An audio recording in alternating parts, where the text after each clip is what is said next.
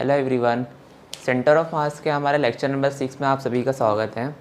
ये हमारा जो लेक्चर है ये हमारा आखिरी लेक्चर होगा सेंटर ऑफ मास के ऊपर बेस्ड। और ये लेक्चर हमारा थोड़ा लेंदी होने वाला है क्योंकि इसके अंदर हम बहुत से टॉपिक्स को कवर करेंगे। आज का लेक्चर हमारा बहुत ही खास है क्योंकि इसके अंदर हम एक नई चीज़ें सीखने वाले हैं।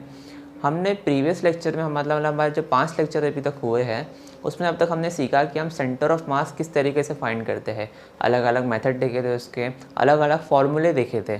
बट आज के दिन हम ये सीखेंगे कि अगर हम सेंटर ऑफ मास फाइंड कर भी लेते हैं तो उसे कब यूज़ करना चाहिए और कब उसे यूज़ नहीं करना चाहिए। मतलब हमेशा हम सेंटर ऑफ मास का इस्तेमाल करके हम किसी भी फिजिकल क्वांटिटी को हम मेजर नहीं कर पाते। तो यही लेक्चर आपको वो समझाएगा।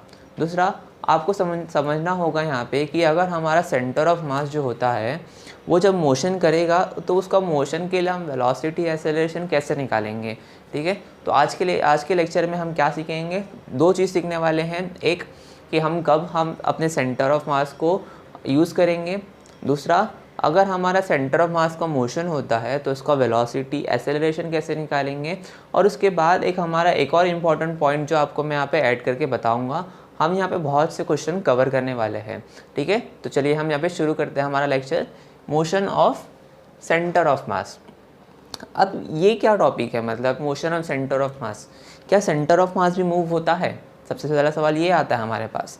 देखो, अगर मैं बोलूँ कि ये मेरा एक मार्कर है, ठीक है, अगर ये मार्कर यहीं पर अगर क्या है रुका हुआ है तो इसका सेंटर ऑफ मास के बीच में होगा। लेकिन अगर ये मार्कर अगर मेरा आगे की तरफ मूव करेगा तो मुझे बताओ क्या मेरा सेंटर ऑफ मास भी आगे की तरफ जाएगा?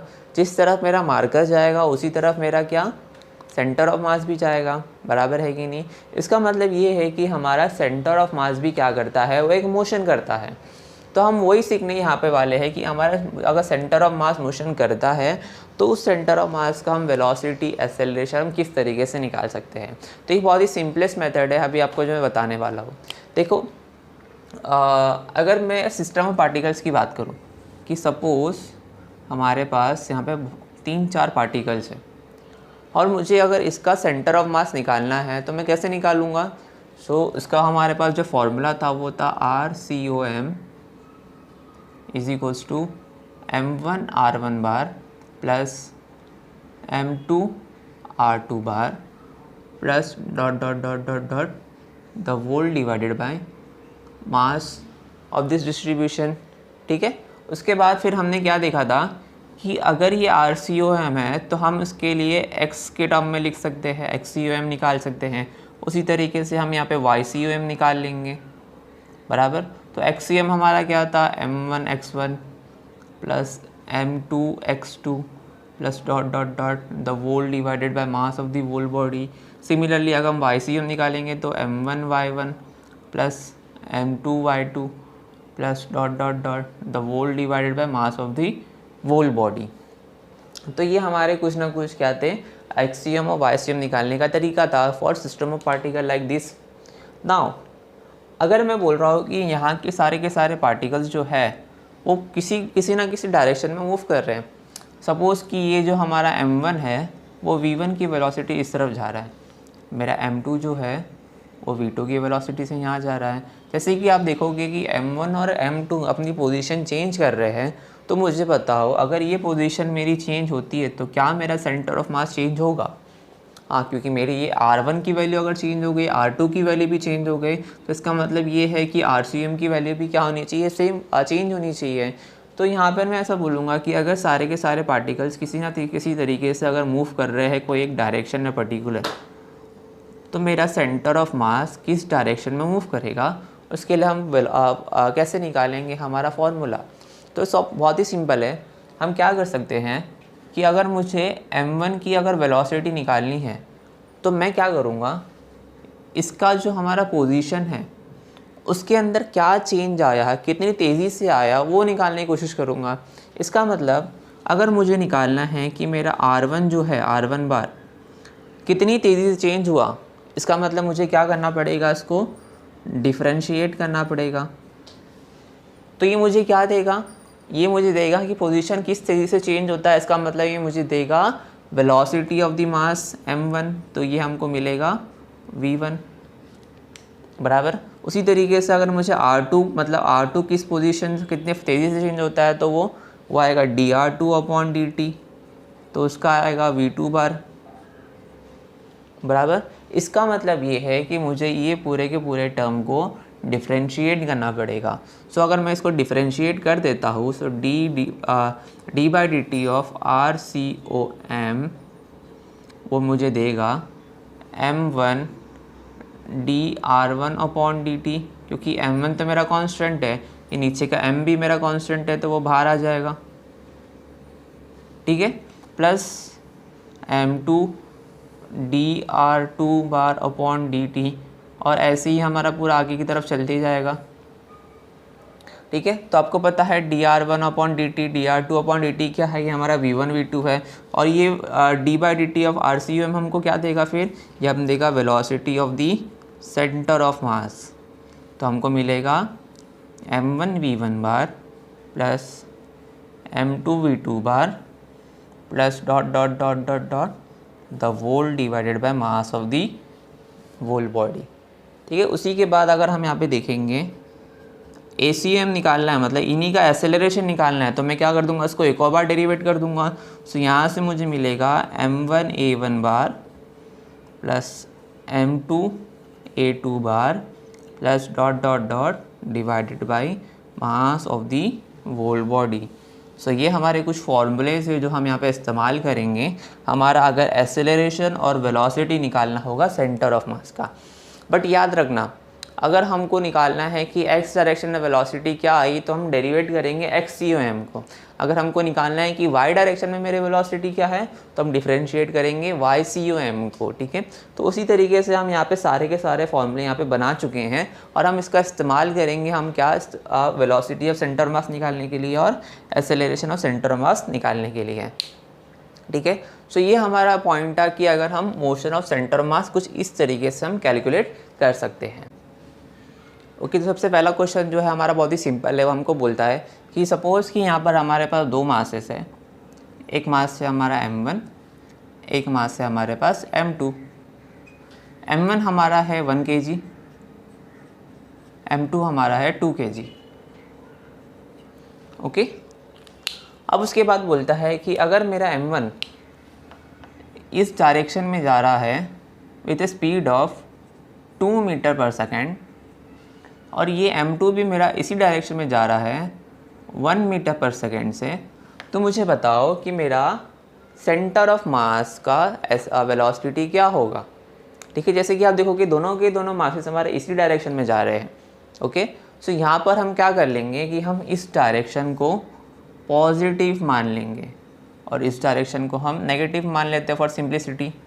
अब आपको हमारा फॉर्मूला याद होगा कि हमने कैसे फॉर्मूला निकाला था, तो वो हमारा फॉर्मूला क्या था, VCOM इज इक्वल्स टू क्या था, m1 V1 bar plus m2 V2 bar plus dot dot dot mass of the whole distribution divide. इसके बाद ACM का क्या फॉर्मूला था हमारा, m1 A1 बार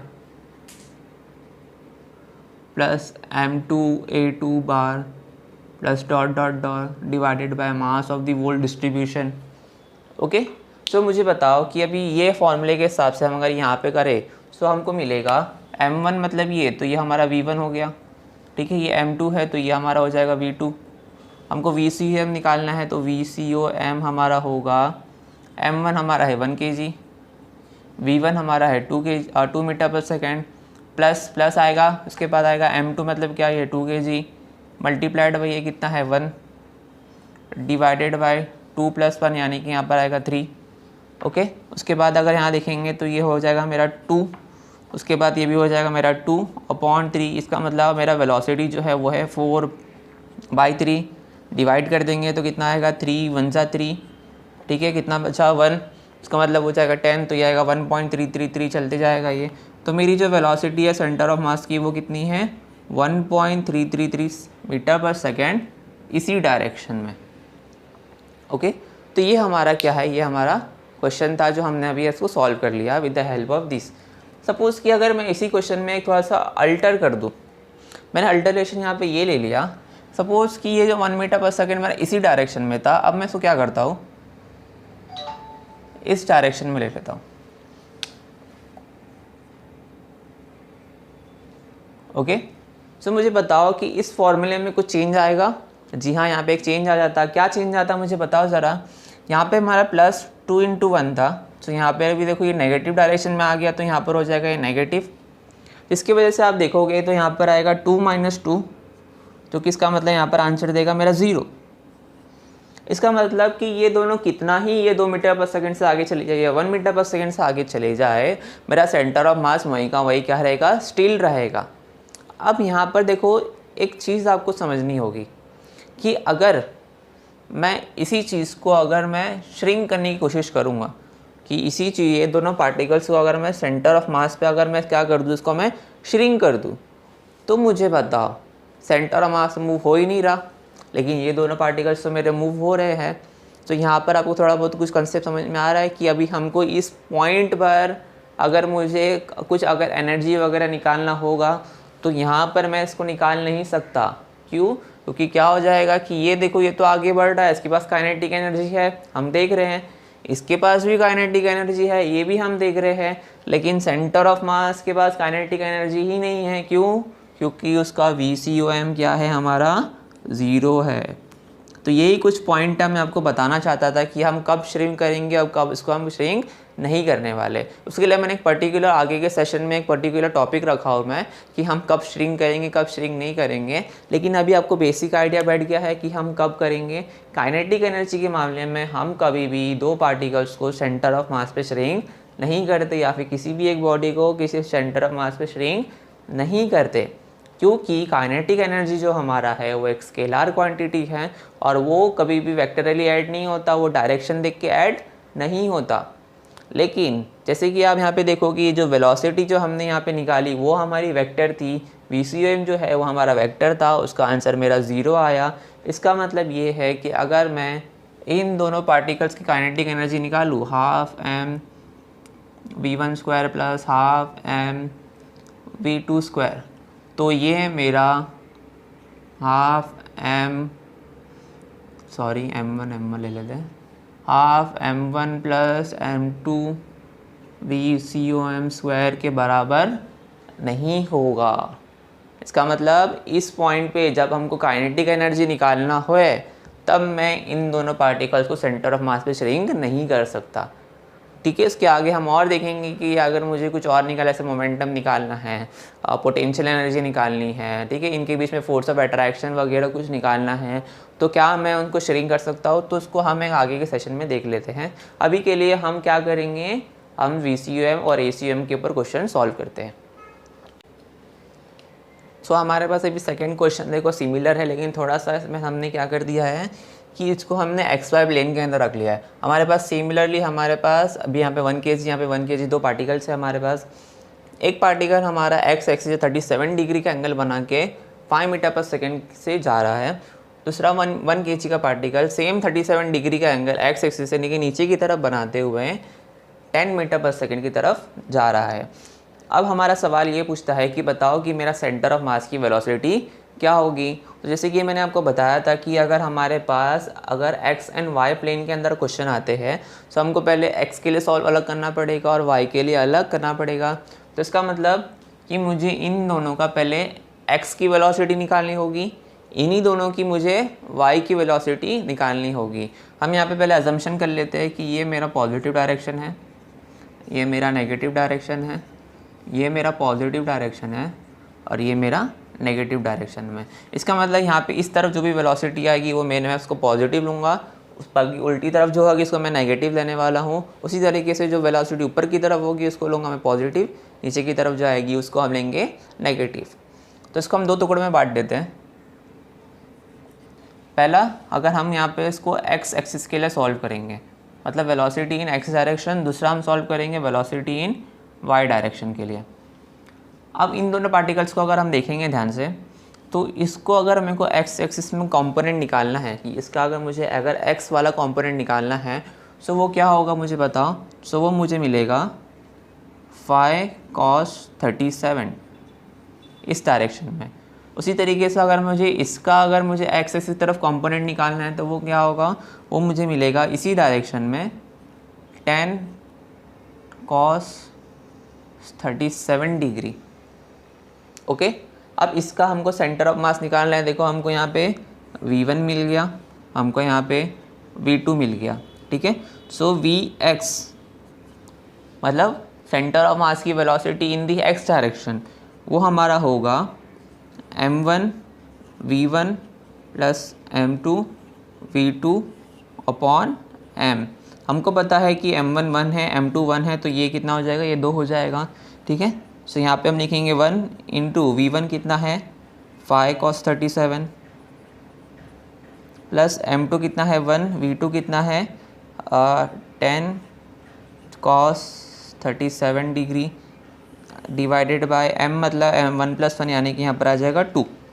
हम वैल्यूज़ निकाल लेंगे तो यहाँ पे देखो ये 5 cos 37, ये 10 cos 37, मतलब ये हो जाएगा 15 cos 37 डिवाइडेड बाय 2। cos 37 क्या होता है? सो देखो यहाँ पर हमारे पास ये हम ट्राइंगल है, आपको याद होगा तो। सो यहाँ पर ये होता है 5 3 और यहाँ पे 4, ठीक है। क्या निकालना है हमको? cos 37। cos 37 यानी कि क्या, एडजेसेंट अपॉन हाइपोटेनस, तो हमको मिलेगा 4/5। सो यहाँ पे हमको मिल चुका है ये 15 इंटू 4/5, ओके। तो 4/5 यहाँ आ गया, 5 1 ज़ा 5 3 ज़ा 2 1 ज़ा 2 2 ज़ा 3 2 ज़ा 6, तो यहाँ पर आएगा मुझे 6 मीटर पर सेकेंड। मतलब वेलोसिटी इन एक्स डायरेक्शन हमारी कितनी है, vx कितना है, ये 6 मीटर पर सेकेंड, ओके। उसके बाद हमको क्या करना होगा, अभी यहाँ पे वेलोसिटी इन y डायरेक्शन निकालना है। तो यहाँ पे हम क्या करेंगे, अभी देखो इसको अगर y कंपोनेंट में अगर मैं शिफ्ट करूँगा तो वो मुझे देगा ऊपर की तरफ फाई साइन 37, फाई साइन 37। इसी को अभी मैं कंपोनेंट में करूँगा तो ये नीचे कंपोनेंट आ जाएगा इसका, तो वो कंपोनेंट मुझे देगा 10 साइन 37 डिग्री। अब जैसे कि आप यहाँ देखोगे तो एक ऊपर है एक नीचे है, मतलब इस वाले को पॉजिटिव मानेंगे, इस वाले को हम नेगेटिव मानने वाले हैं। हमको v1 मिल गया, हमको v2 मिल गया। सो यहाँ से हम लिखेंगे y यानी कि velocity of centre of mass in the y direction, वो हमको देगा m1 v1 plus m2 v2 upon m, ठीक है। m1 हमारा है 1, v1 है मेरा 5 साइन 37 प्लस m2 है मेरा 1, v2 है मेरा 10 साइन 37 अपॉन, उसके बाद यहाँ पे हम क्या करेंगे 2। उसके बाद ये सिमिलरली यहाँ पे देखो अभी, हाँ एक और चीज़, ये हमारा नेगेटिव था, सो यहाँ पर हम नेगेटिव साइन डाल देंगे क्योंकि हमारा 10 साइन 97 नीचे की डायरेक्शन में है, तो यहाँ पे मेरी क्या आ जाएगी, नेगेटिव साइन आ जाएगी, ठीक है। तो ये 5 साइन 37 माइनस 10 साइन 37, ये मुझे देगा -5 sine 37 divided by 2। Now what is sine 37? Sine 37 मतलब अपोजिट अपॉन हाइपोटेनस, मतलब कितना 3/5। सो हमको देने वाला है -5 इंटू 3/5, ओके। तो यहाँ से 5 से 5 कट जाएगा और यहाँ पे हमको आंसर मिलेगा -1.5 मीटर पर सेकेंड, ओके। तो इसका मतलब हमारा जो vy है, वेलोसिटी इन y डायरेक्शन, वो मिलेगी हमको -1.5 मीटर पर सेकेंड। हाँ, लेकिन हमको तो बोला था कि सेंटर ऑफ मास की वेलोसिटी निकालो, तो वो उसको कैसे करेंगे? देखो अभी आपको यहाँ पे 2 चीज़ मिल चुकी है। आपको मिला है v इन x डायरेक्शन, मतलब क्या, आपको यहाँ पे मिला है ये 6 मीटर पर सेकेंड इस डायरेक्शन में, एक मिला है वेलोसिटी यहाँ पर 1.5 मीटर पर सेकेंड ये डायरेक्शन में। आपको इन दोनों का सिर्फ और सिर्फ क्या करना है, रिजल्टेंट निकालना है। सो रिजल्टेंट निकालने के लिए हम क्या कर सकते हैं, यहाँ पे हम लिखेंगे velocity of centre of mass is equals to √6 का स्क्वायर प्लस 1.5 का स्क्वायर। इसको आप यहाँ पे क्या कर दोगे, यहाँ पे निकाल लोगे, तो यहाँ पर आपका जो भी आंसर आएगा वो आपका होगा सेंटर ऑफ मास का आंसर, ओके। इसकी आप ये सॉल्व कर लेना, मुझे बताना है इसका आंसर क्या है कमेंट बॉक्स में। क्वेश्चन नंबर 2 का आपको मुझे आंसर कमेंट बॉक्स में आपको बताना होगा। तो आई होप आपको ये प्रॉब्लम समझ में आएगा कैसे सॉल्व करना है। पहले हम क्या करेंगे, पहले एक्स के लिए सॉल्व करेंगे, फिर y के लिए सॉल्व करेंगे, उसके बाद हम क्या कर देंगे इसको, हम इसका under root of 6² plus 1 point ऐसा हम कर सकते हैं। x² प्लस y² का जो हमारा फॉर्मूला होता है उसका हम अप्लाई करके यहाँ पर हम VCM निकाल सकते हैं। अच्छा, यहाँ से अगर हमको अगर एंगल निकालना है कि कितने एंगल पे अगर ये हमारा जा रहा है, तो वो कैसे करेंगे, उसके लिए भी हमारे पास एक फॉर्मूला है। देखो, जैसे कि ये दो वेक्टर का अगर हम सम करेंगे तो उसका आंसर हमारा बीच में आता है, VCOM बराबर। अभी आपको पूछा है कि बताओ कि उसका एंगल हमारा थीटा x एक्सिस से कितना है, तो हम कैसे निकाल सकते हैं। ओके, तो इसी को हम यहाँ पर लिख लेते हैं अच्छे से, इसको आप नोट कर लेना।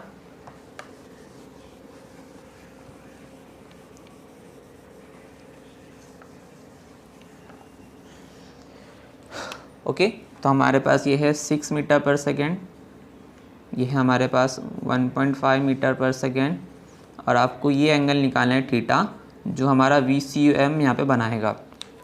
कैसे करेंगे, देखो ये हमारा VX है, ये हमारा VY है, हमको ये एंगल निकालना है। तो क्यों ना, देखो ये वेक्टर हमारे फ्री वेक्टर्स होते हैं, मतलब हम क्या कर सकते हैं, इसका यहाँ से उठा के हम इसको यहाँ शिफ्ट कर सकते हैं। तो ये जो हमारा है डायग्राम वो कुछ इस तरीके से शिफ्ट हो जाएगा। अभी ये हमारा अभी VX हो जाएगा, ये मेरा VY हो जाएगा, और हमको ये एंगल निकालना है, और ये मेरा VCOM है। तो आप देखो ज़रा, ये हमारा 90 डिग्री हो गया।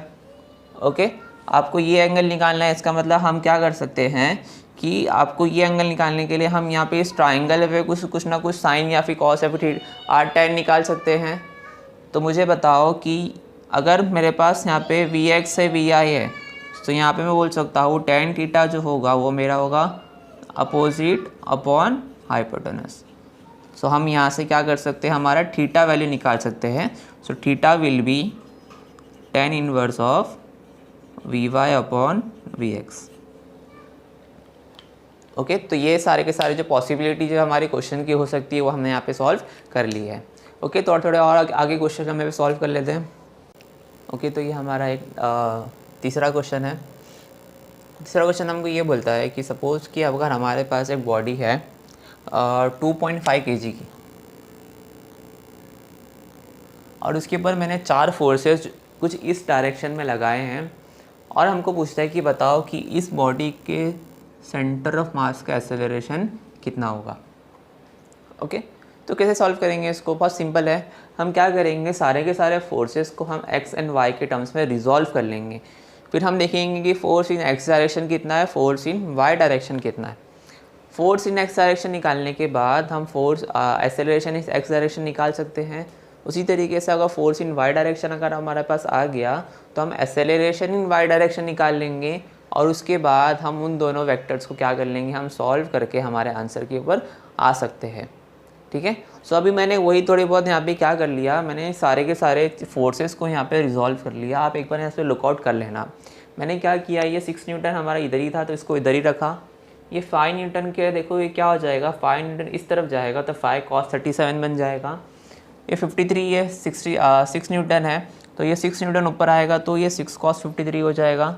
उसी तरीके से 4 न्यूटन नीचे आने के बाद 4 cos 60 हो जाएगा। इसको अगर हम सॉल्व करेंगे तो देखो, अगर मैं इस डायरेक्शन पॉजिटिव, इस डायरेक्शन को नेगेटिव मानता हूँ, तो यहाँ पर क्या होगा कि ये सारे के सारे मेरे ऐड हो जाएंगे और इससे माइनस हो जाएंगे। ठीक है, सो अगर मैं फोर्स इन x डायरेक्शन निकालूँ तो वो हो जाएगा मेरा, देखो ये 5 cos 37 और ये 6 cos 53। सो 5 cos 37, 5 cos 37 plus 6 cos 53 plus 4 cos 60 minus 6। Okay, तो ये मुझे देगा force in x direction. Now cos 37 कितना है हमारा, देखो वहाँ पे 4/5, सो यहाँ पे 5 × 4/5 प्लस 6 cos 53 कितना है, तो cos 53 हमारा 3/5 होता है तो यहाँ पर आएगा 3/5 प्लस 4 cos 60 कितना है 4। अच्छा देखो, cos 60 निकालने के लिए हम क्या कर सकते हैं, हम दूसरे ट्राइंगल का इस्तेमाल कर सकते हैं। ठीक है, तो यहाँ पर आएगा 1 2 एंड दिस इज √3। ओके, यहाँ पे जब पे √3 होते हैं वहाँ पे हम 30 डिग्री डाल देंगे और यहाँ पर आ जाएगा मेरा 60। सो cos 60 कितना है देखो ज़रा, 1/2, ठीक है। सो यहाँ पे cos 60 हम निकालेंगे तो ये हो जाएगा 1/2 -6, ओके। और सॉल्व करेंगे तो यहाँ पे हम डायरेक्टली आंसर लिख सकते हैं कि ये हमारा देखो 4 आ जाएगा, ठीक है। प्लस यहाँ पर अगर हम इसको कट तो नहीं कर सकते तो उसको ऐसे ही रख देते हैं हम 18/5, ठीक है। अब इसको कट करने जाएंगे तो यहाँ पे 5 1 जा एंड देन 5 3 जा 15, कितना बचा 3, ठीक है। उसके बाद 5 6 जा 30, तो 3.6। तो हमको यहाँ पे आंसर मिलेगा 4 + 3.6 प्लस इसके बाद ये हमको देगा 2 - 6। 4 + 2 6 होता है और ये हमारा 6 कैंसिल, तो हमको आंसर मिलेगा 3.6, ओके। तो ये हमारा है फोर्स इन x डायरेक्शन। अगर हमको यहाँ पर एक्सेलरेशन निकालना है तो हम यहाँ पे निकाल सकते हैं कि fx जो होता है मेरा वो होगा ma(x), ठीक है। तो यहाँ से हम अगर ax निकालेंगे तो वो होगा fx क्या है मेरा 3.6 न्यूटन, मास कितना है इसका 2.5 kg, ओके। तो ये हमको क्या मिल गया, यहाँ पे एक्सेलरेशन मिल गया जो कि था हमारा 3.6 / 2.5। उसी के बाद अगर हम y एक्सिस को सॉल्व करेंगे तो यहाँ पर हमको सिमिलरली हमको रिजल्ट मिलेंगे जो कि मैं आपको भी बताऊंगा।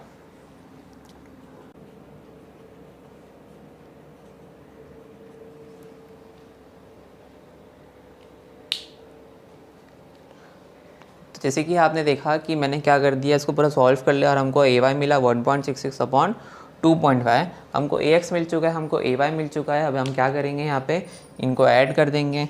तो कैसे ऐड करेंगे हम, यहाँ पर ACOM ये हमारे वेक्टर्स है तो वेक्टर की तरह ऐड होंगे, √ax का स्क्वायर प्लस ay का स्क्वायर। हम यहाँ पे करेंगे तो हमको यहाँ पर आंसर मिलेगा 1.6 मीटर/सेकेंड स्क्वायर।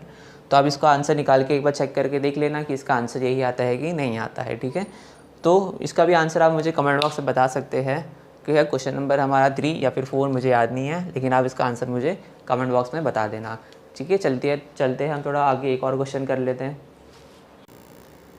तो अभी ये हमारा ये नया क्वेश्चन ये आपके लिए बहुत ही सिमिलर होगा। देखो यहाँ पे लिखा है 2 masses of mass 1 kg and 2 kg are connected to a frictionless pulley with a massless string. Calculate center of mass of the system.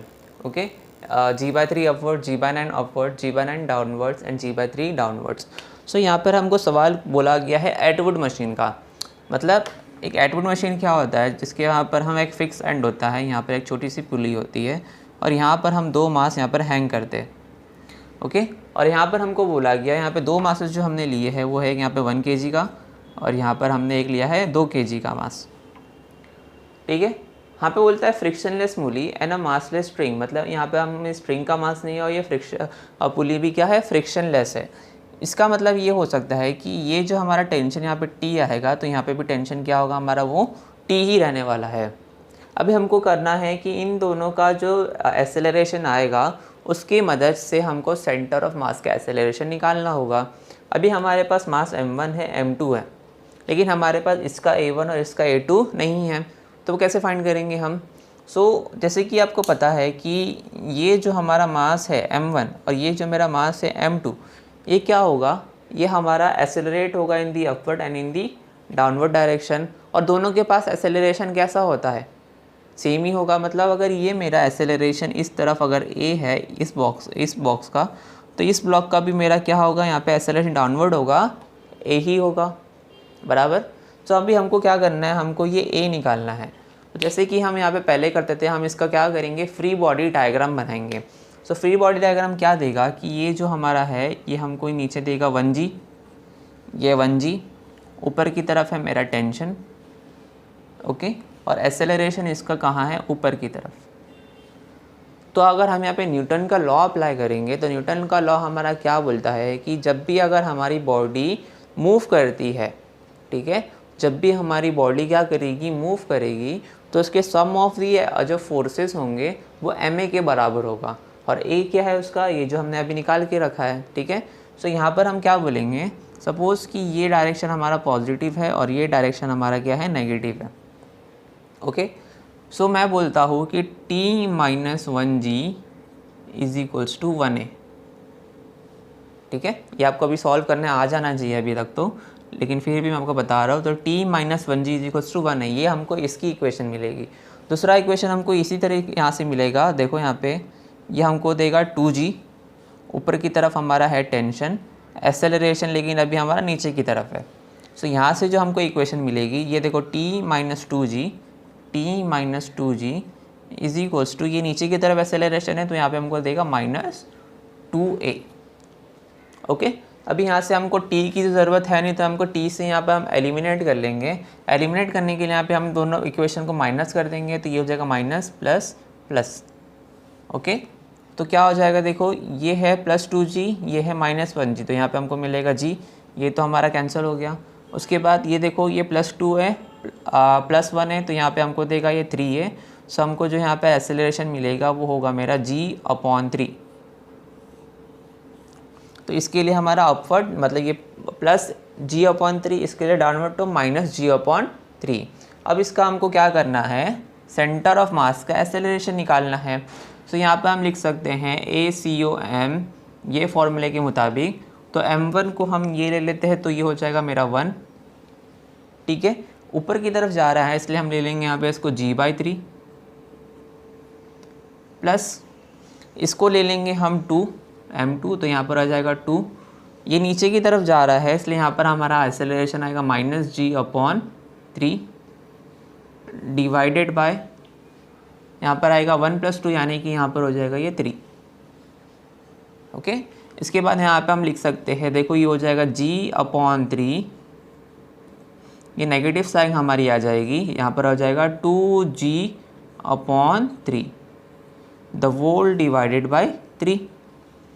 अब देखो ज़रा, -2g/3 में अगर एक g/3 में ऐड करूँगा तो मुझे कितना मिलेगा, मुझे मिलेगा -g/3 डिवाइडेड बाय 3।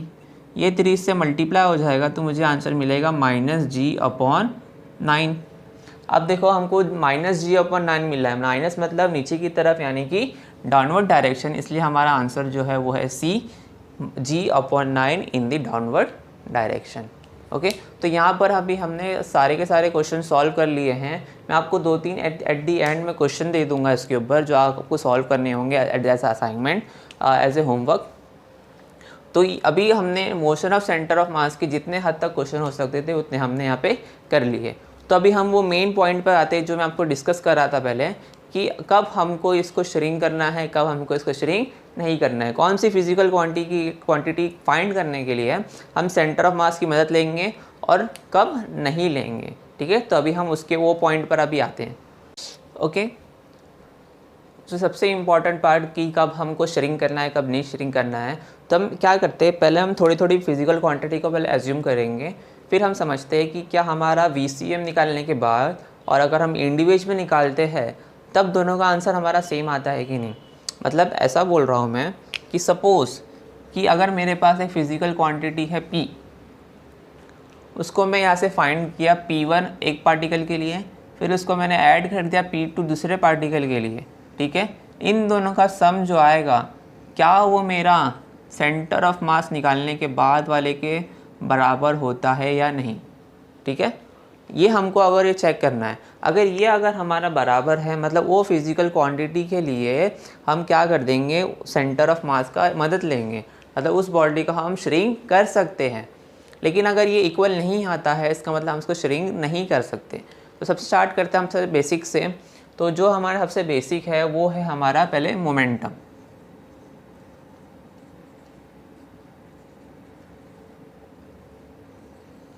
ओके, तो फॉर सिंप्लिसिटी हम क्या कर लेते हैं, यहाँ पे दो पार्टिकल्स को हम एज्यूम करते हैं। सपोज़ कि अगर मेरे पास यहाँ पे दो पार्टिकल्स है जो कि एक बॉडी बनाता है, ठीक है। एक पार्टिकल यहाँ मूव करता है V1, एक पार्टिकल यहाँ मूव करता है V2। ओके, तो जिसकी वजह से क्या होगा, ये पूरे के पूरे पार्टिकल्स के अंदर एक मोमेंटम का चेंज आएगा, क्योंकि पहले तो ये यहीं पर ही थे, बाद में एक यहाँ चले गया, एक यहाँ चले गया, बराबर। तो इसके बाद इसका मतलब ये होगा कि इस पूरे की पूरी बॉडी के अंदर एक मोमेंटम आ गया। अब इस मोमेंटम को हमको देखना है कि जब मैं इन दोनों को ऐड करने के बाद मोमेंटम निकालूंगा तो क्या वो मोमेंटम मेरा VCM निकालने के बाद बराबर आता है या नहीं। So let us check. तो अब मैं क्या कर सकता हूँ कि यहाँ पे मोमेंटम फाइंड करना है। सो मोमेंटम ऑफ बॉडी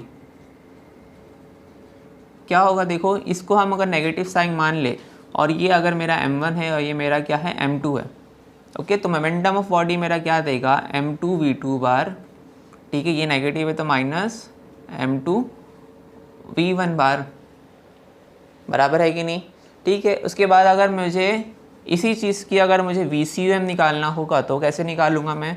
सो मेरा जो VCOM होता है वो होता है मेरा m1, ये देखो माइनस है तो ये माइनस v1 बार, प्लस यहाँ पर आएगा m2 तो ये आएगा मेरा v2 बार, द वोल मतलब यहाँ पर आएगा m1 प्लस m2, ओके।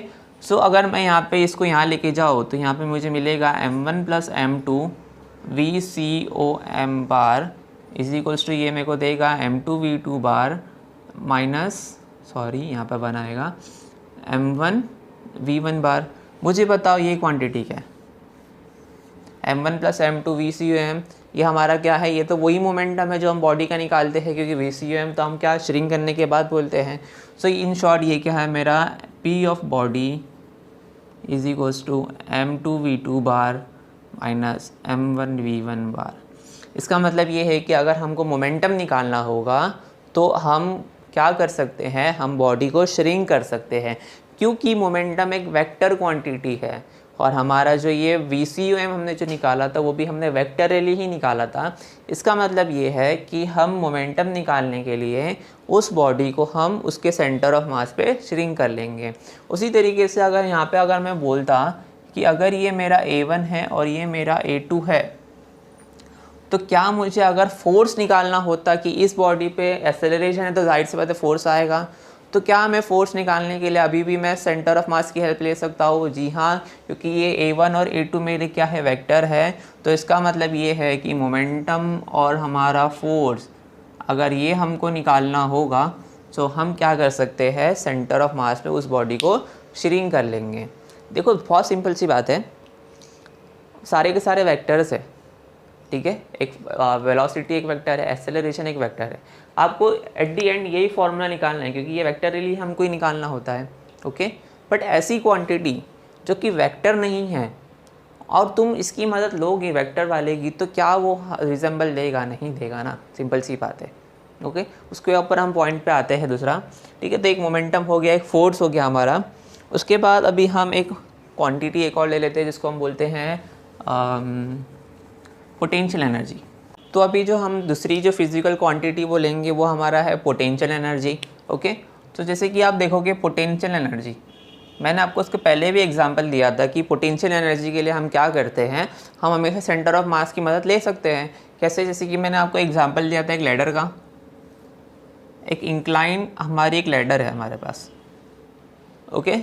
तो मुझे बताओ, अगर मुझे सारे के सारे पॉइंट्स का अगर मैं क्या करते जाऊँ, मैं इसका MGH लेते जाओ, सबको मैं ऐड करके सबको मैं क्या कर दूँ, मीन कर दूँगा।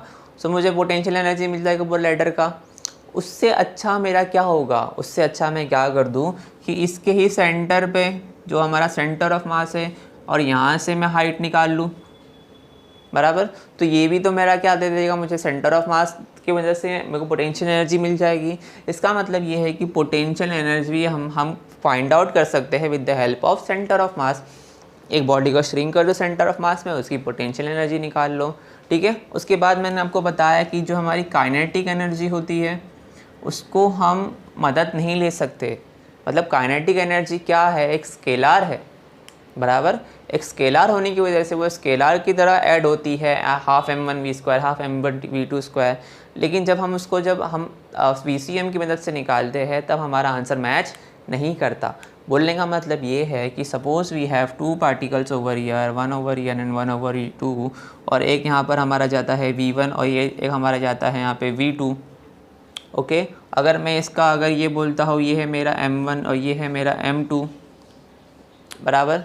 और ठीक है, चलो इसको हम सिंप्लिसिटी के लिए दोनों को m ले लेंगे, ठीक है। अगर मुझे इसकी काइनेटिक एनर्जी निकालनी है तो मैं कैसे निकालूंगा, half m v1 square plus यहाँ पर आएगा हाफ m v2 का स्क्वायर, ठीक है। सो यहाँ से हाफ m हमारा कॉमन, तो हमको यहाँ पे मिलेगा v1 का स्क्वायर प्लस v2 का स्क्वायर। यहाँ पे देखो हमारा नेगेटिव डायरेक्शन नहीं आया बिकॉज यहाँ पे हमारा स्क्वायर है।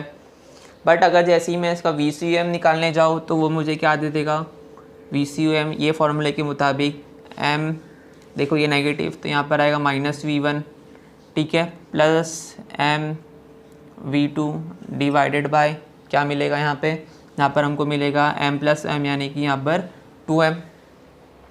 हम और से सिंप्लिसिटी के सॉल्व कर देंगे तो देखो m यहाँ से कॉमन निकल जाएगा तो m से m मर जाएगा, तो यहाँ पर मिलेगा v2 minus v1 divided by 2। तो ये हमारी वेलोसिटी है VCUM की, ठीक है। इस VCUM के हिसाब से हाफ m, mm यहाँ पर हो जाएगा 2m, तो यहाँ पर आ जाएगा हाफ 2m, ठीक है। उसके बाद v2 minus v1 upon 2 the whole square. मुझे बताओ क्या इन दोनों को सॉल्व करने के बाद मेरा आंसर सेम आएगा? नहीं आएगा, क्योंकि यहाँ से क्या हो जाएगा कि ये हमारा 4 हो जाएगा, इसको कट करेंगे हम यहाँ पे बाद में, तो हमको ये सेम रिजल्ट नहीं देने वाला, ठीक है। तो काइनेटिक एनर्जी के लिए हम क्या बोलेंगे कि हम सेंटर ऑफ मास की मदद नहीं ले सकते। आपको मैंने और भी एक बताया था कि देखो एक हमारे पास एक व्हील होता है, वो रोटेट करता है और आगे भी बढ़ता है, रोलिंग मोशन।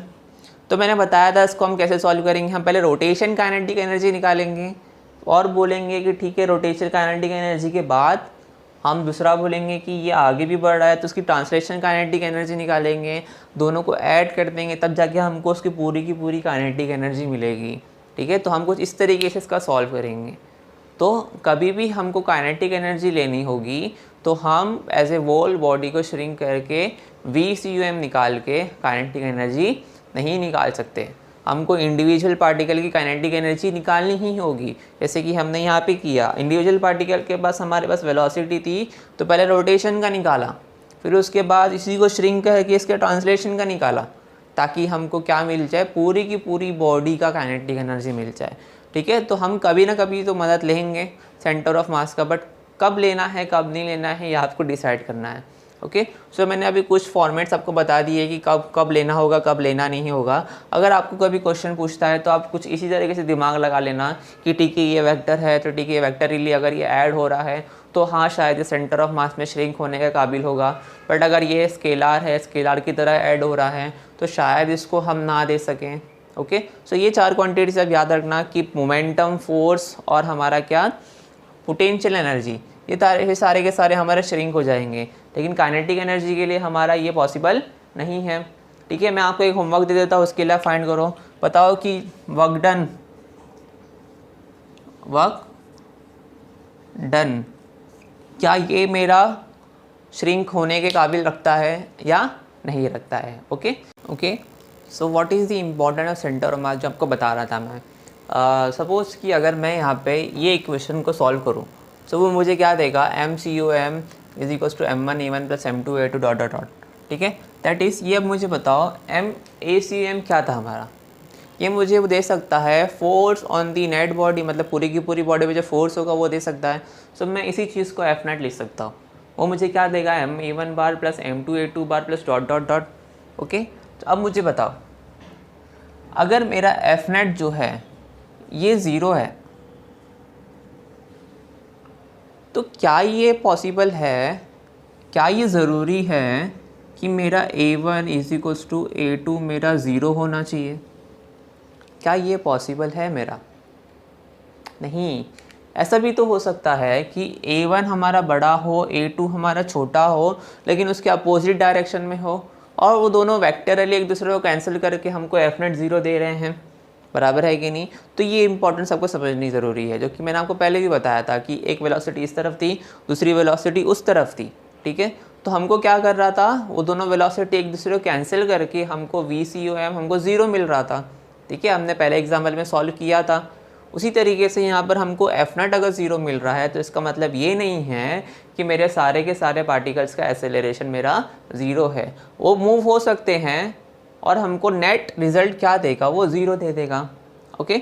इसी को अगर मैं कंटिन्यू करूँ कि सपोज़ कि अगर मेरे पास force on a body is 0, तो इसका क्या मतलब ये है कि अगर उस पर फोर्स 0 है, ठीक है, वो एक्सेलरेट नहीं कर रहा है, तो इसका मतलब ये होगा कि अगर मेरा F नेट ज़ीरो है तो इसका मतलब मैं ये निकाल सकता हूँ कि इसका एक्सेलरेशन ऑफ सेंटर ऑफ मास भी क्या है, मेरा ज़ीरो है। ठीक है, क्या acceleration of centre of mass zero होने का मतलब ये होता है कि उस पर जो वेलोसिटी है वो ज़ीरो है? नहीं। तो यहाँ पर हमारी दो कंडीशन आ जाती है। यहाँ पे मैं बोल सकता हूँ कि या तो वो VCUM जो हम बोल रहे थे वो ज़ीरो है, या तो हम बोल सकते हैं कि मेरा VCUM जो है मेरा वो क्या है, कांस्टेंट है। क्योंकि अगर मेरा समझ लो 1 मीटर पर सेकेंड की स्पीड से अगर मेरा बॉडी चल रही है तो उसमें एक्सेलरेशन तो है ही नहीं। इसका मतलब क्या कि वो कांस्टेंट भी हो सकता है या तो वो ज़ीरो भी हो सकता है, बराबर। तो इसी टर्म को अगर हम यहाँ पे लेके चले, सपोज सेकेंड पॉइंट कि मेरा VCUM MVCUM इसी को टू क्या दे देगा, ये मेरे को M1V1 bar plus M2V2 bar plus dot dot dot. दोनों कंडीशन हम यहाँ पे देखते हैं कि सपोज ये मोमेंटम यहाँ पे आएगा मेरा मोमेंटम ऑफ द बॉडी, ये क्या हो जाएगा मेरा M1V1 bar plus M2V2 bar plus dot dot dot. Suppose VCUM मेरा ज़ीरो है तो क्या ये मेरा पॉसिबल है कि मेरा V1 V2 सब ज़ीरो होने चाहिए? नहीं। सेम क्या कर सकते हैं, एक दूसरे को कैंसिल कर सकते हैं। सपोज़ कि मेरा VCUM कांस्टेंट है तो क्या ये मतलब है कि मेरा V1 V2 भी कांस्टेंट होना ज़रूरी है? नहीं। सेम रिज़ल्ट, एक बढ़ सकता है तो हमारा क्या, एक कम होगा। ठीक है, तो ये इंपॉर्टेंट आपको समझने की ज़रूरी है कि कभी भी अगर मेरा VCUM ज़ीरो है इसका मतलब क्या, मेरा बॉडी वहाँ पे रुका हुआ नहीं है। उसके पार्टिकल शायद से स्प्रेड हो सकते हैं लेकिन सेंटर ऑफ मास हमारा उसी जगह पे बरकरार रह सकता है। ओके, तो सपोज़ कि अगर मेरा VCUM मेरा अगर ज़ीरो है, ओके, तो क्या मैं ऐसा बोल सकता हूँ कि मेरा अगर VCUM ज़ीरो है तो क्या मैं यहाँ से ऐसा बोल सकता हूँ कि XCOM यानी कि position of the centre of मास, या फिर मैं ऐसा बोल सकता हूँ कि RCOM position of the centre of मास मेरा क्या है, ज़ीरो है। मतलब वो उधर ही बैठा हुआ है। समझ में आ रहा है आपको? ठीक है, तो यहाँ पर हमारा क्या है, ये पूरा का पूरा पार्ट जो था ये बहुत ही इंपॉर्टेंट है समझने के लिए। क्या कैसे दिमाग लगाओगे, देखो अगर हमारे पास एक बॉडी है और इसके ऊपर एक्सटर्नल नेट फोर्स अगर हमारे पास ज़ीरो है तो यहाँ से हम ये बोल सकते हैं कि इसके पास एक्सेलरेशन हमारा क्या है, ज़ीरो है। यहाँ से हमारे पास दो बातें यहाँ पे आएंगी। पहली, क्या ये बॉडी हमारी मूव कर रही है, क्योंकि एक्सेलरेशन ज़ीरो होने का मतलब क्या कि वेलोसिटी शुड बी कांस्टेंट, या फिर दूसरा कि इनिशियली हमारा ज़ीरो पे रुका हुआ होगा। तो पहले हम दोनों पॉसिबिलिटी चेक करेंगे। अगर वो पहले से क्या है, वेलोसिटी इसकी कांस्टेंट है, तो यहाँ से हमारा कंक्लूजन ये आएगा कि XCOM हमारा क्या हो रहा है, मूव हो रहा है। बट इफ़ अगर मेरा वेलोसिटी अगर इनिशियली ज़ीरो आती है, इसका मतलब ये है कि उसका XCOM मतलब या फिर RCOM जो मतलब मैं बोल रहा था कि पोजीशन ऑफ सेंटर ऑफ मास, वो क्या रहेगी, उसी की उसी पोजीशन पे रहने वाली है। तो यहाँ से हमने बहुत बड़ा कंक्लूजन निकाला है कि if F net is zero, the force applied on this body is zero, तो इसका एक्सेलरेशन ऑफ सेंटर ऑफ मास भी क्या होगा, ज़ीरो होगा।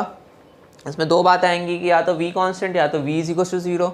V कांस्टेंट मतलब यानी कि क्या, मेरा position of centre of mass is constantly moving, but if initially वो ज़ीरो पे था उसकी वेलोसिटी, तो इसका मतलब मेरा सेंटर ऑफ मास मूव नहीं करेगा। यहाँ से हम डायरेक्टली ये भी बोल सकते हैं कि if F net is equal to zero और वो पहले से अगर रुका हुआ था तो सेंटर ऑफ मास मूव नहीं करने वाला। बट अगर वो F net is equal to zero अगर वो मूव कर रहा है तो उसका मतलब सेंटर ऑफ मास भी उसी वेलोसिटी से मूव करता ही जाएगा। ओके, एक और बात मैं आपको बताना भूल गया।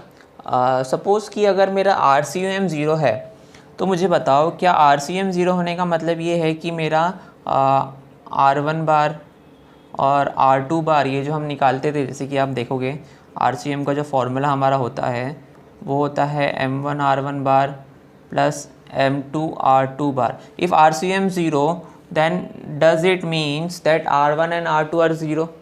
नहीं, R1 और R2 तो मेरे चेंज हो सकते हैं। इसका मतलब ये है कि सपोज़ सेंटर ऑफ मास मेरा स्टील है, इसका मतलब मेरे पार्टिकल्स कहीं और जाके मूव भी कर रहेंगे तब भी मेरा सेंटर ऑफ मास वहीं को वहीं बरकरार रहेगा। ये कब की बात हो रही है, जब मेरा F net क्या है, मेरा पूरा का पूरा ज़ीरो है। Okay, so now important of the centre of मास जो हमने कंसेप्ट किया था अभी, उसके ऊपर बेस्ड हमारे पास एक क्वेश्चन अभी ऐसा है।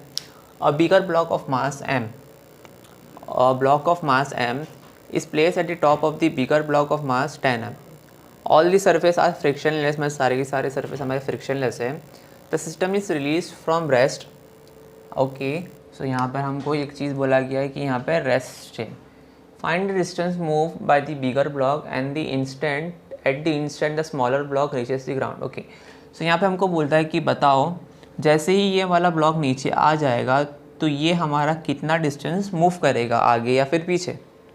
ओके, तो ये हमको बोल रहा है. ये कैसे करेंगे इसको? तो सबसे पहली बात यहाँ पे इंपॉर्टेंट ऑफ सेंटर ऑफ मास का कंसेप्ट कैसे आया. नाउ सी, यहाँ पे हम लिखते हैं अच्छे से. मुझे बताओ कि यह सिस्टम के ऊपर मेरे पास कोई एक्सटर्नल नेट फोर्स क्वेश्चन के बता रहा है हमको नहीं. सो मैं यहाँ पे बोल सकता हूँ that F net is equals to 0 which implies means that acceleration of centre of mass is 0. Now acceleration of centre of mass 0 का मतलब है यहाँ पे दो possibility, that V is constant और S V C U M is 0. Now मुझे बताओ यहाँ पे लिखा है the system is release from rest, यानी कि वो इनिशियली सिस्टम के पास वेलोसिटी कितनी थी, 0 थी. इसकी वजह से मैं ऐसा बोल सकता हूँ that the position of centre of mass will not change, it will be 0. But अगर ये 0 है इसका मतलब ये थोड़ी ना है कि मेरा जो x1 है और x2 है ये भी मेरे 0 होंगे, दे कैन मूव. बराबर. इसका मतलब ये है कि इस प्रॉब्लम में हमको करना क्या है, इस प्रॉब्लम में हमको और कुछ नहीं करना, सिर्फ और सिर्फ यहाँ पे हमको XCOM इज इक्वल्स टू 0 लगाना है. जैसे कि आप यहाँ पे फॉर्मूला देख सकते हो, आपको यही फॉर्मूला यहाँ पे अप्लाई करना होगा. समझ में आ रहा है आपको? हमने ये पूरा का पूरा कंसेप्ट इसीलिए सीखा है. ठीक है, तो ये क्या होगा, जैसे ही मेरा ब्लॉक यहाँ से गिर के यहाँ पर आ जाएगा, ठीक है, जैसे ही यहाँ पे नीचे गिरेगा तो ये अकेला मूव नहीं करेगा, ये साथ ही साथ दूसरे को भी मूव कराएगा ताकि कंपेंसेट कर सके XCOM 0 करने के लिए. पोजीशन इसको सेंटर मास की चेंज करनी ही नहीं है. तो एक चीज़ देखो ज़रा, अगर हम यहाँ पे सिर्फ x एक्सिस की बात करें तो ये जो m है मेरा वो नीचे की तरफ आएगा यहाँ पे. ठीक है, इसका मतलब ये है कि वो x डायरेक्शन में कितना डिस्टेंस कवर करता है, मतलब वो क्या इन शॉर्ट सिर्फ यहाँ से यहाँ तक ही आया है. अगर हम x डायरेक्शन ये देखेंगे, ये डायरेक्शन हमारा xy प्लेन का डायरेक्शन है, ये हमेशा याद रखना, हमको ये लेना ही नहीं है, हमको x एक्सिस का डायरेक्शन चाहिए. ठीक है, सो अब क्या होगा, जैसे ही नीचे की तरफ आएगा यहाँ पे ये ब्लॉक भी तो आगे मूव हो जाएगा. ठीक है, तो कुछ हमारा सिनेरियो कुछ इस तरीके से होगा, जैसे जैसे नीचे आएगा यहाँ पर आ गया, ये पूरा का पूरा ब्लॉक तो यहाँ आ गया. इसका मतलब ये है कि हमारा जो अभी डायग्राम है वो कुछ इस तरीके से ऐसे शिफ्ट हो जाएगा.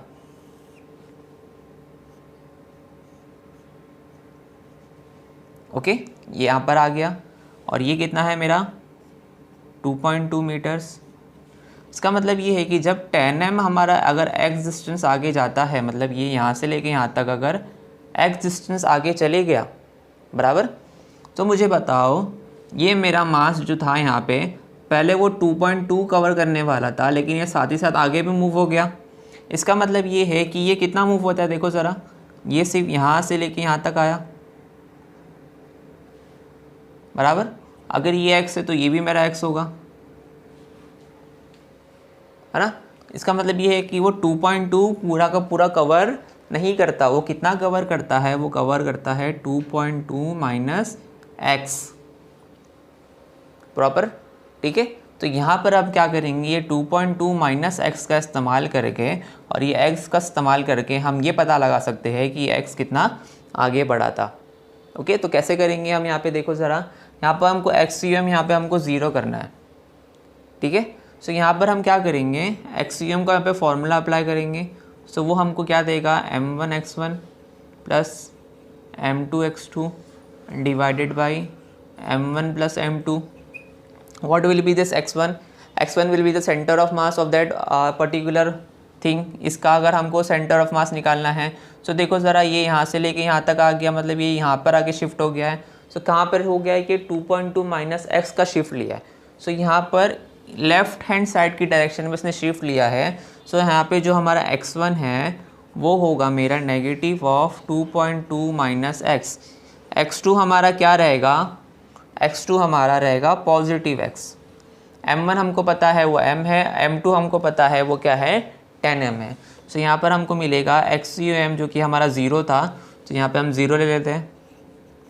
m1 हमारा था m, x1 हमारा क्या है माइनस में, तो इसको हम सॉल्व करेंगे तो आंसर मिलेगा x माइनस 2.2। ओके, उसके बाद प्लस m2 मतलब कितना है हमारा 10m, x2 कितना है मेरा x। ओके, यहाँ पर क्या कर सकते हैं हम, इसको यहाँ लेके चले जाएंगे तो यहाँ पे हमको मिलेगा m minus m x minus 2.2 is equals to 10mx। m से m कट जाएगा, ठीक है। इसको हम फिर से क्या करेंगे, नेगेटिव अंदर मल्टीप्लाई कर देंगे तो हमको मिलेगा minus x plus 2.2 is equals to 10x। Okay, जैसे ही हम क्या करेंगे x को वहाँ लेके जाएंगे तो वो हमको देगा 2.2 इज इक्वल्स टू 11x। अभी x निकालना है हमको तो वो मिलेगा 2.2 अपॉन 11 से हम इसको करेंगे डिवाइड तो यहाँ पे मिलेगा हमको 0.2 मीटर। 0.2 मीटर यानी कितना 20 सेंटीमीटर। ओके, सो ये ऐसे हमारा क्या करेंगे, हम इम्पोर्टेंस ऑफ सेंटर मास की हेल्प लेके हम कभी भी किसी कोई ऑब्जेक्ट हमारा कितना मूव हो रहा है हम ये निकाल सकते हैं। If the net force acting on it इस क्या है हमारा 0 है।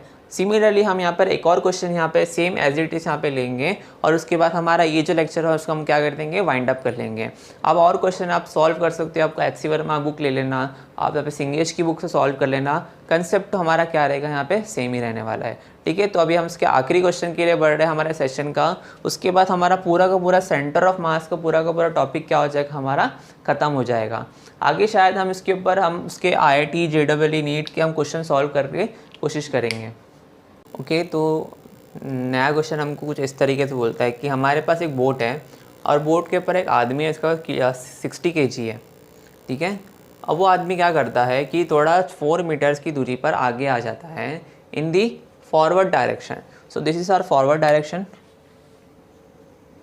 तो ये क्या होगा हमारा बैकवर्ड डायरेक्शन होगा, ठीक है। जैसे ये 4 मीटर हमारा आगे आता है और इनिशियली हमारा ये पूरा सिस्टम क्या रहता है, रेस्ट पे रहता है। हमको ये बोल रहा है कि जैसे ये आगे आएगा बताओ ये हमारा जो बोट है वो कितना दूरी आगे या पीछे जाने वाला है। तो सिंपल है कि अगर ये हमारा फॉरवर्ड आ रहा है तो बोट को हमको कहाँ जाना पड़ेगा, बैकवर्ड जाना पड़ेगा। सो यहाँ पर हम सिर्फ यहाँ पे 2 ऑप्शन को ही लेते हैं, हालांकि इसके 4 ऑप्शन थे। सो हमारे जो चारों ऑप्शन पहले हम डिस्कस कर लेते। पहले क्या बोल रहा था वो बोल रहा था 2.2 metre backward, 2.4 metre backward, 2.2 metre forward, 2.4 metre forward. So ये फॉरवर्ड वाले जो ऑप्शंस थे हमारे वो क्या हो जाएंगे, एलिमिनेट हो जाएंगे।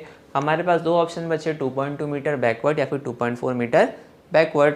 मतलब क्या ये बोट हमारा बैकवर्ड डायरेक्शन में तो जाएगा, ये हमको कंफर्म है। अब कैसे जाएगा, अब एक और चीज़ यहाँ पर हमारा इंपॉर्टेंट ऑफ सेंटर ऑफ मास पहले हम लगा लेंगे। सबसे पहली बात अभी दिमाग में पूरा करना है, यहाँ पे नेट फोर्स हमारा कितना था, 0 था। इसका मतलब एक्सेलरेशन ऑफ सेंटर ऑफ मास भी क्या है हमारा 0 है। इसके 2 ऑप्शन हो सकते हैं, या तो हमारा वेलोसिटी कांस्टेंट या तो हमारा इनिशियली v 0 होना चाहिए। इनिशियली ये रेस्ट पे था, v हमारा 0 है, सेंटर ऑफ मास चेंज नहीं होगा। क्या अप्लाई करेंगे, XCOM should be equals to what 0, ठीक है। तो इसका हम सिस्टमेटिक यहाँ पे डायग्राम बना लेते हैं कि सपोज करते हैं कि ये बोर्ड अगर यहाँ पे बैकवर्ड डायरेक्शन में x डिस्टेंस आ जाता है इस तरफ, ठीक है। सो क्या हो जाएगा, बोर्ड कुछ x डिस्टेंस अगर आगे आ गया ऐसा, और ये 4 मीटर आगे जाना चाहता था, अब वो यहाँ पर कहीं होगा, तो क्या ये प्रॉपर 4 मीटर आगे जाएगा, नहीं। अब वो अगर यहाँ आता भी है सपोज, सो वो यहाँ से लेके यहाँ तक सिर्फ और सिर्फ 4 माइनस एक्स का डिस्टेंस कवर करेगा, क्योंकि हमारे बोर्ड ने क्या कर लिया है, एक्स डिस्टेंस आगे चली गई है लेफ़्ट की तरफ बैकवर्ड डायरेक्शन में, ठीक है। सो आपको पता है कि ये कहाँ पर, ये इस तरफ था और ये डायरेक्शन हमारा कहाँ पर, इस तरफ है। हमको पता है कि XCOM हमारा क्या होगा, 0 होगा, ठीक है। सो यहाँ पर हम डायरेक्टली ऐसा बोल सकते हैं that m1 x1 plus m2 x2 it should be equals to what, it should be 0, ठीक है।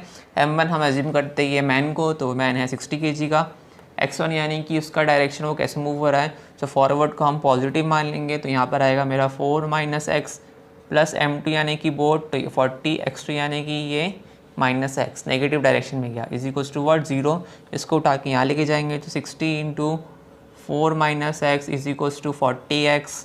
ओके, सॉल्व करेंगे तो यहाँ पर आएगा 240 minus 60x is equals to 40x। Okay, इसको वहाँ लेके चले जाएंगे तो 240 इज इक्वल्स टू 100x। तो x हमको मिलने वाला है 2.4 मीटर। पॉजिटिव आया, इसका मतलब ये क्या होगा हमारा, फॉरवर्ड होगा या बैकवर्ड होगा, बैकवर्ड होगा। क्यों बैकवर्ड होगा, तो हमारा ये क्यों बैकवर्ड होगा, क्योंकि हमको पता है कि ये हमारा x क्या है 2.4 मीटर आया है positive. It doesn't means that कि ये हमारा x का डायरेक्शन हमने पहले से डिफाइन करके रखा ये है। अगर हमारा ये आंसर नेगेटिव था, इसका मतलब हमने x का डायरेक्शन ये हमने गलत लिया है, बराबर है कि नहीं। इसका मतलब हमारा x का डायरेक्शन प्रॉपर था, इसलिए x हमारा क्या आया है, पॉजिटिव आया है। ठीक है, तो इसलिए हमारा आंसर क्या आएगा 2.4 मीटर बैकवर्ड। तो इसी के साथ अभी हमारा सेंटर ऑफ मास की सीरीज़ हमारी क्या हो जाती है, ख़त्म हो जाती है। अब आगे हम क्या करेंगे, रोटेशन मोशन की टॉपिक्स उठाएंगे।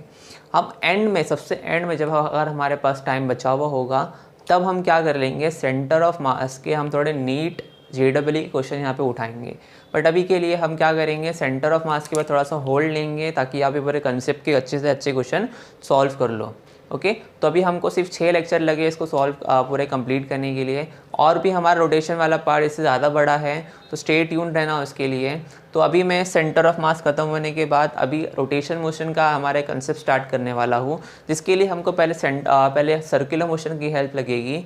तो मैं चाहता हूँ कि आप क्या करो कि थोड़े टाइमिंग के लिए थोड़ा सर्कुलर मोशन के थोड़े बहुत क्वेश्चन सॉल्व करने की कोशिश कर लो, ताकि हमारा जो टॉपिक है वो फ्लुएंटली आगे निकल जाए। ओके, सो मैं अभी अलविदा लेता हूँ आपसे इस टॉपिक के लिए। So thank you very much.